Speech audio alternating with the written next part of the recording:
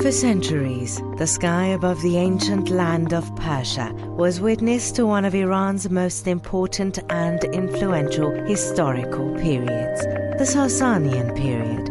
And this is where it all began, the city of Firuzabad in today's province of Fars.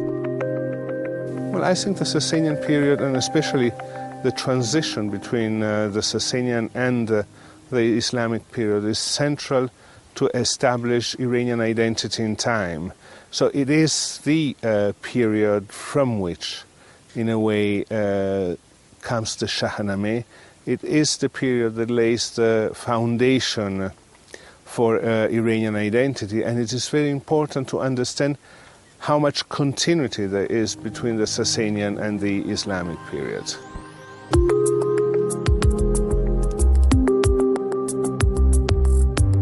This isolated structure that's sitting in a vast meadow was built by Ardashir I, the first Sasanian king around 224 AD.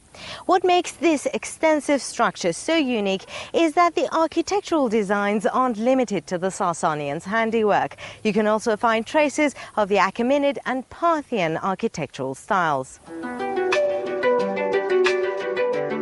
As you walk towards the main Ivan, you wonder how this almost 18-meter-high arch was built, an innovation of the later Parthian era mostly found in Sasanian palaces and important buildings. The main Ivan leads directly to the throne room and its high dome. On the inside, you can see large and small arched niches embedded into almost all the walls. The doorways and openings too enjoy similar designs. The niches are set in rectangular frames, some adorned with stucco.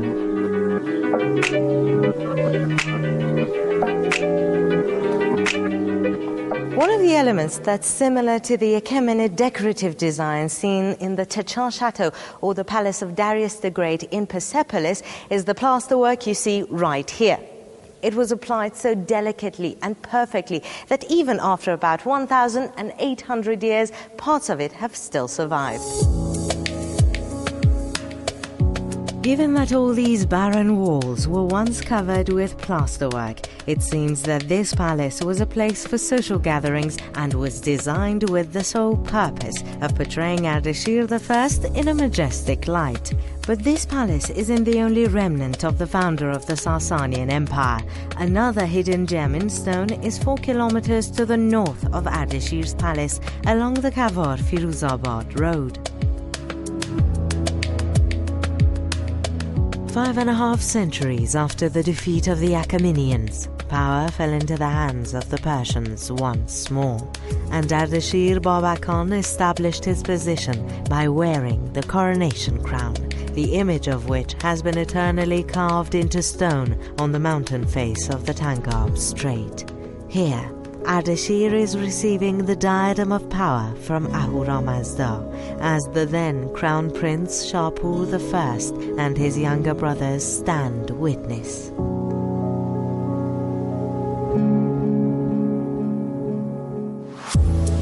And I've saved the best for last. One of the 5 most important governing regions of the Sasanian period, that is 10 kilometers to the south of this bas-relief.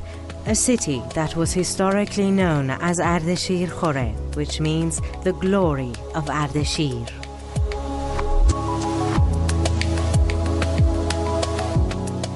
Right now I'm standing in one of the first circular cities in the world that was reconstructed during the reign of Ardashir, and it's known as the ancient city of Gur. Archaeologists say that it was originally built in the image of a compass with a tall and thick tower at its very center. Unfortunately, this is all that remains of that tower.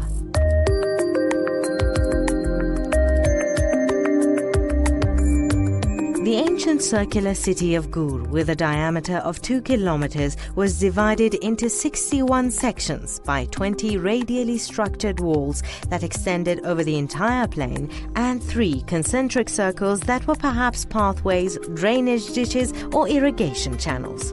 The core circle is said to have been 450 meters in diameter, suggesting that this intersection had been home to some important buildings.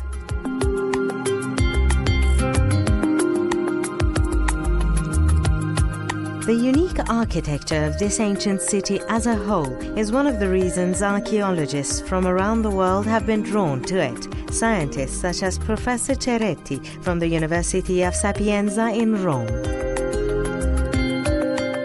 We have a program to make full documentations of various sites from the Sasanian period, starting with Firuzabad, which is the first site and was the capital of Ardashir, the first of the Sasanian kings. Much like the Achaemenians, the second largest Persian empire, the Sassanians were a civilization founded and driven by a line of extraordinary rulers.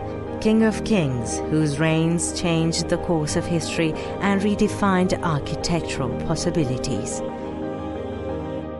This is Gulnar Farnudi for Iran.